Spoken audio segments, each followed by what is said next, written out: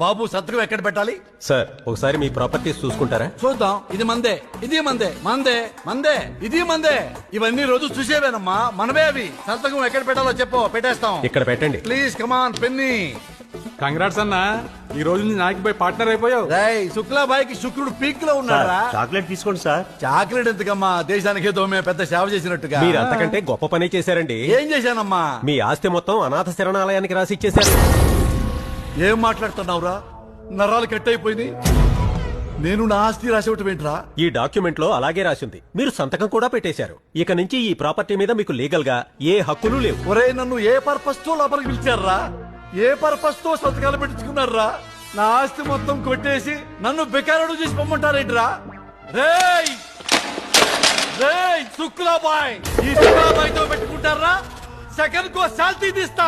రేయ్ బయట 100 మంది రౌడీలు ఉన్నారు, విధిలేస్తే వస్తారు.